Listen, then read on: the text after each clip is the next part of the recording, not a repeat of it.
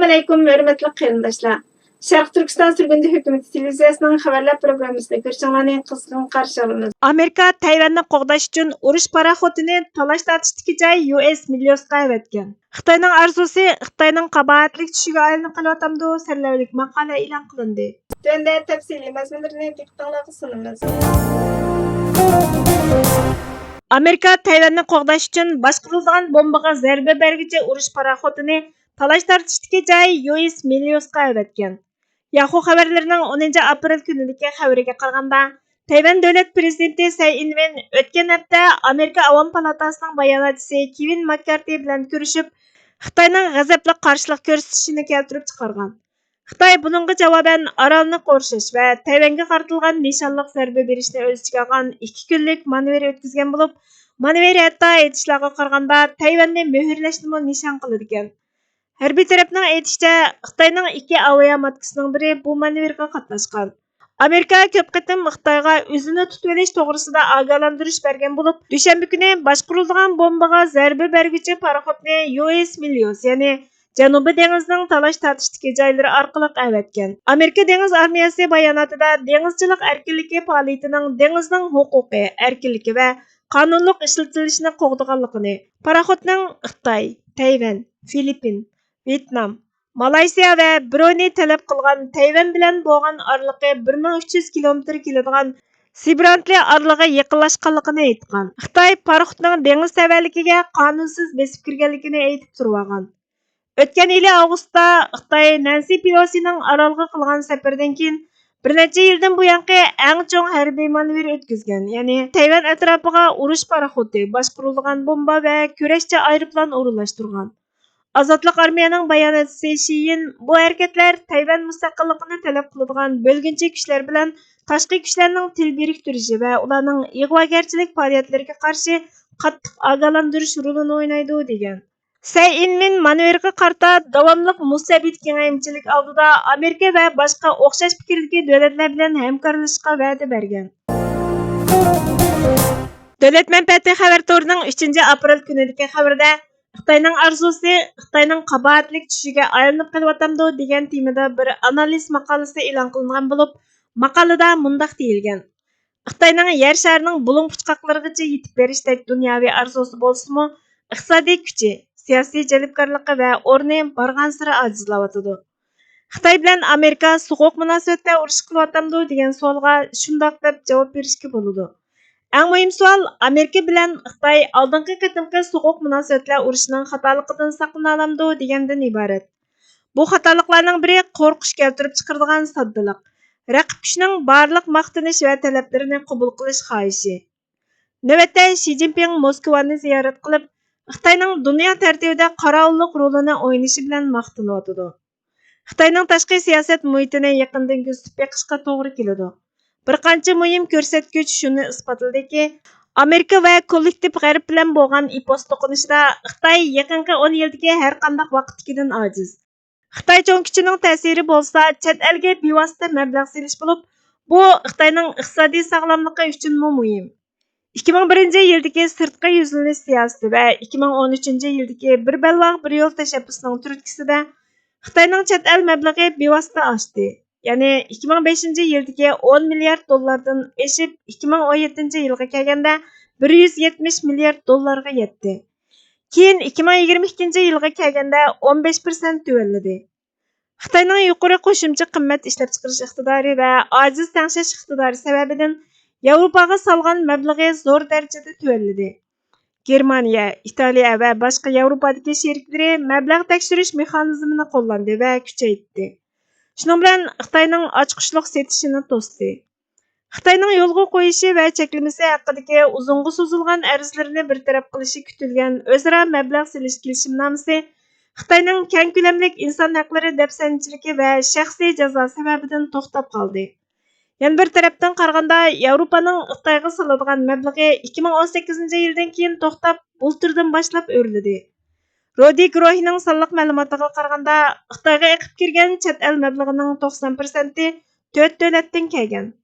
2018-yili Xitoyning ichki ishlab chiqarish umumiy qimmatining 7,5%ni egallagan Yevropa mablag'ining ta'siri 3 yildan keyin 2,8% tushib qolgan. Xitoyning iqtisodiy nufuziga jiddiy raqobat Amerikadan keldi.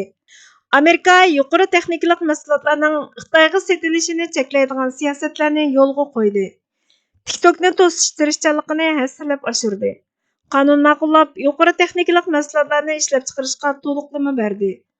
Xitoy cho'ng bir iqtisodiy gavda bo'lish sifati bilan Osiyo, Afrika va boshqa joylarda afzal fursati bo'lsa-mu, bu yerda Xitoyning mavjudlik kuchi yo'qolmoqda. Bir balvoq bir yo'l qurilishi uchun solgan mablag'i 5 yil burunqiga selishtirganda yarim hassa azaydi. Bu mablag'ning ko'pinchisi qarzdor davlatlarda.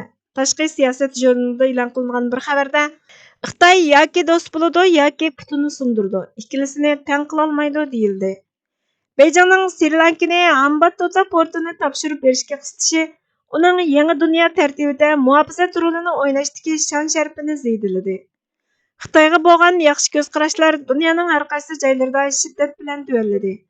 2022 yili 4-oydagi Yevropa Xitoy boshliqlari yig'inida Yevropa Komissiyonining raisi Ursula von der Leyen ochiq-oshkora Xitoy Birlashgan Davlatlar Tashkiloti bexatarlik kengashining doimiy a'zosi bo'lish sifati bilan alohida mas'uliyatni ustiga oladi. Hech qanday Yevropa fuqarosi Rossiyaning urush qilish iqtidorini qo'llaydiganligini tushunishini xohlamaydi dedi. 2023 yili 2-oydagi Myunxen bexatarlik yig'inining dokladida ko'rsatilishicha, Hindiston va Braziliyani o'z ichiga olgan anketga qatnashgan davlatlarning 3dan 2sining Xitoyning Rossiyani qo'llashidan keyin Xitoyga qarata tamkin muomalada bo'lganligi ma'lum bo'lgan. Xitoy yana Ukrainada Yevropadagi muhim savdo va mablag' solish sheriklaridan birini qo'ldan berib qo'ydi. Vladimir Zelenskiy Ukrainani Xitoyning Yevropaga tutishadigan ko'riki sifatida ta'minladi.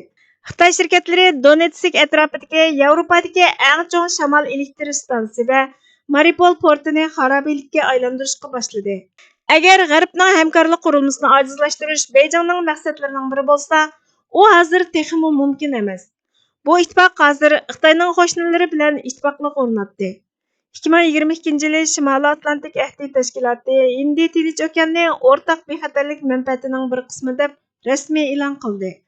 Bu rayondagi 4 ko'z bexatarlik dialogini o'ngishliq elib bordi.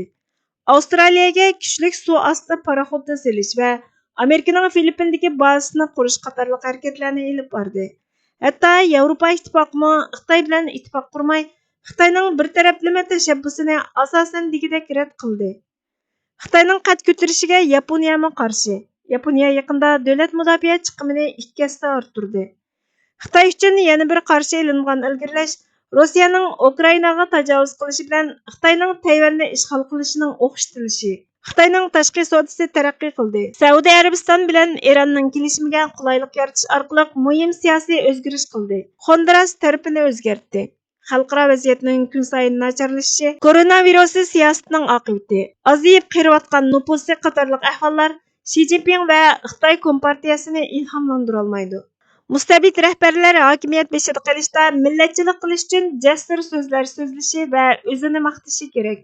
Qarshi paktlar oldida sirtdagi kuzatuvchilar yoki yangi so'qoq munosabatlar urushini saqlab qolmoqchi bo'lgan siyosat belgilaguvchilar tarafidan yo'qotib etilishga kerak yo'q deyildi. Islom mafkurasi nuqtasidan kuzatgandimi, vatan mustaqilligi da'vosi kalimatullahni ustun qilishning muqarrar sharti bo'lish e'tibori bilan eng oliy jihod farzidir. Bu yo'l xuddi Abu Bakr Siddiq radhiyallohu anhu aytgandek, abadiylik hayotga tutashtiradigan sharafli o'limga vasila bo'ladigan muqaddas yo'ldir. U shundoq aytadi: "Shundoq o'lim borki, u sana abadiy hayot baxsh etadi. Sen shundoq o'limga hirismand bo'l." Shubhisizki, vatan mustaqilligi ana shundoq o'zini o'z ichiga olgan barliq shaxsiy manfaatlardan, yo'liga to'salg'i yoki putlakashang bo'ladigan barcha bog'lanishlardan o'zini uzil-kesil qilishni shart qiladi. Bu yo'lda o'lim o'tkilini hech qachon voz kechish yoki chekinishni yo'lliq qiladigan yeshil chiroqqa aylantirishga bo'lmaydi. Balki o'lim bu yo'lda oxirgi nafasda orzulanadigan, pido qilishga to'g'ri kelganda ikkilanmay tasadduq qilinadigan eng bebaho narsa qilishni taqozo qiladi.